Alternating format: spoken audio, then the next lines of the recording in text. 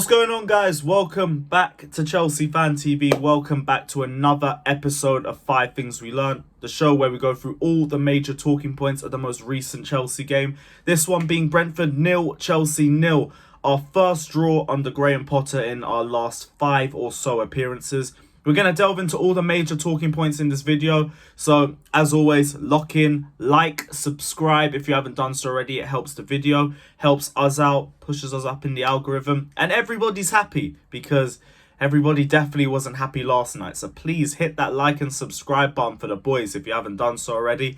If you want to be the first to know whenever we release any new content, hit the bell notification button as well. We've got the podcast coming up. We've got previews for the United game coming up with the likes of Said and potentially many more as well. So check that out. And again, always hit that like and subscribe button. We're aiming for our usual target of 500 likes. So guys, let's get us closer to that target. Hit the like button, subscribe, and let's get straight into the video.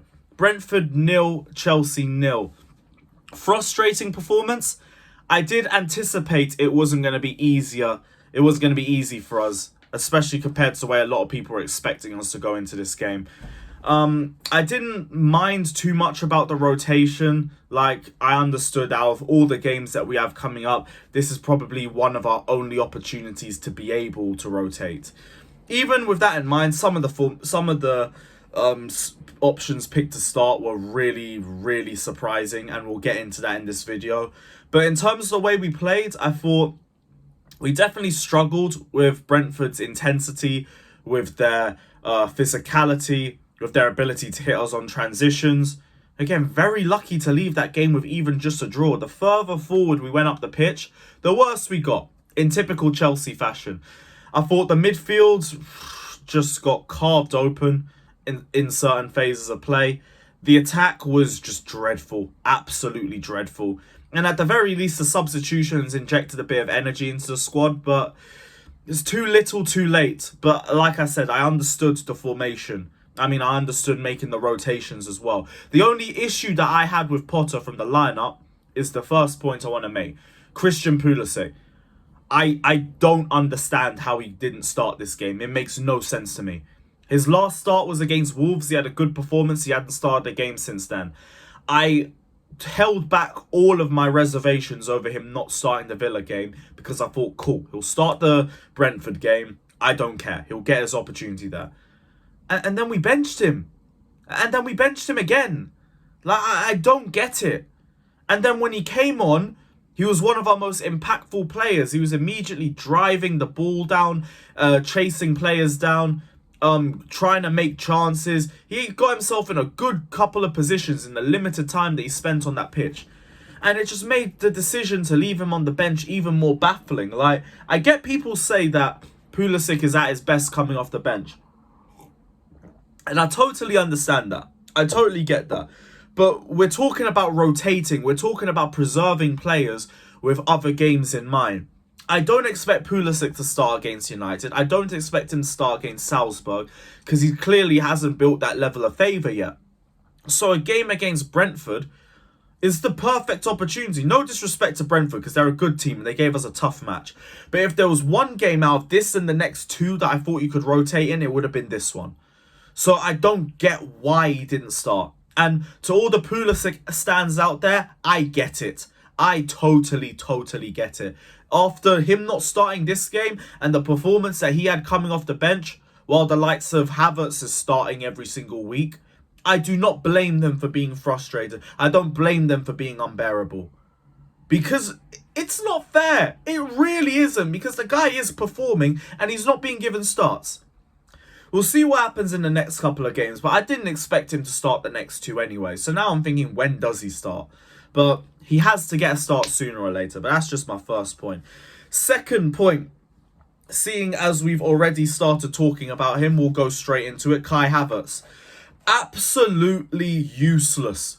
This guy plays against us nearly every single time he plays. And he's not even doing the bare minimum that people were praising him for. People were trying to at least use as a reason to still back him. Oh, he works hard. He presses. He runs his socks off for 90 minutes. He was barely even pressing yesterday.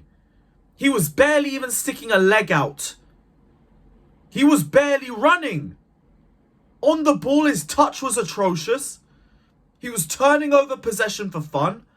He nearly cost us the game in the second half because he was dilly-dallying with the ball in our own box for no reason. He plays like he's Bunda Zubi before each half of the game. And yet there are still people who try to defend this guy. I do not get it. At least with the likes of Pulisic, at least with the likes of Ziyech, at least with the likes of Broja, I know what they bring to the table. Pulisic is a direct dribbler and he can make me a chance or two a game. Ziyech is a good quality passer, can make me a chance or two each game. Broja, raw, inexperienced, I will give him a year because he's young and he hasn't been at the top level for a while. But even then, his hold-up play is good, his turns are nice, and on the dribble, he's good. He can beat a player every now and then. His game management just needs to improve. We go further ahead than that. Aubameyang, he's a goal scorer. Feed him chances, he will score. Sterling, direct dribbler, creator. He can finish as well, even though it's very here or there. But the quality is at such a different level, you don't even need to debate what Sterling brings. Then you have Havertz. He can't pass, he can't shoot, he can't dribble, he can't take players on. His hold-up play is poor. He dives all the time. He's not even pressing anymore. He barely even sticks a leg out when he's trying to press. Defensive work rate isn't good enough. What does this guy bring to my football club? What does he genuinely bring to my football club? Because I'm baffled. I don't know what he brings. And I get it, it's a team game and everything. But a team only works if everybody is doing their job. And I don't understand what this guy's job is. Waste of money, waste of time right now. And if his form continues, send him off on the first EasyJet flight back to Germany. Because this isn't good enough. It's the third season now. I'm tired of the excuses. I'm tired of the patience. I'm tired of his stands making up a position every single week to try and shoehorn this guy into the squad. He ain't good enough. Simple as that. He's not good enough and I'm tired of it. Absolutely tired of it. Now, on to a more positive note, because I've got the little venting out of my system now. Trevor Chalobah. Let's talk about him for the third point, because I don't want this to be too negative. Trevor Chalobah has probably been our second most consistent defender this season. And it's looking more and more criminal that he wasn't getting enough game time at the start of the season. I think his positioning is unbelievable.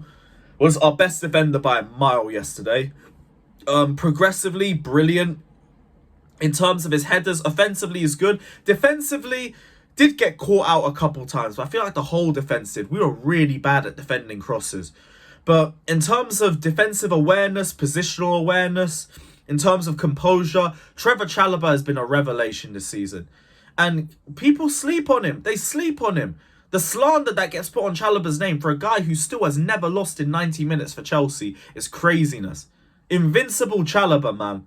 And he just keeps performing. Has to start against Man United. Shouldn't even be getting dropped. But we need to give him his praise. He's been really good. Really good. Moving on to our next point. Midfield. Now, we had a bit of a scare when Conor Gallagher came off. I think it wasn't anything that deep, which is thank God, honestly. But it's only highlighting our midfield issues because the depth isn't good enough right now. And we are definitely going to struggle. We are one injury away from having a long-arse run to the World Cup. Because Kovacic was meant to be resting. Instead, he got thrown out for 75 minutes. And now he's probably going to have to play another 90 against Man United. Jorginho played the majority of the game. Loftus-Cheek played the majority at wing-back. And our only other option is Chukwuemeka. Our midfield issues are looking a bit tight. Now, fair play to Chukwuemeka. He came on. I thought he injected some energy into the squad. Very unlucky not to get the winner late on. It would have been storybook if he did that. I was really hoping he would have had that. He would have put that in. But it was a tight angle, near post and everything. I get it. I totally get it. But our midfield is looking scary. And not in a good way. Not in a good way. Now, we already knew our midfield was going to be our biggest issue for this season anyway, because we didn't really address it correctly. But now we have to use all of our midfield. We probably have to see Zakaria get given a run out. Now, I'm not saying that like, oh no, we have to rely on Zakaria. He might be good. We've never seen him get given an opportunity. But if Potter doesn't want to, he might be forced into it soon. Because it is looking long. We can't keep playing the same midfield because you're just wishing an injury on Loftus-Cheek or Kovacic. They're too injury prone for it. Way too injury prone. But at the very least, like, we made it out the hood against Brentford. We just did. But that also segues into my last point. Like, we've done well under Graham Potter over the last few games, but please don't act like we're back in a title race or people are sleeping on Chelsea, because it's been a bit of a false image. It's been a bit fugazi from us. Like, I hate to be the guy who pours water on the fire and everything, but you look at it from a game-by-game basis. We beat a managerless Wolves side. We beat an injury-prone AC Milan side home and away. And as soon as Reece James came out with an injury, we've had 2 terrible performances.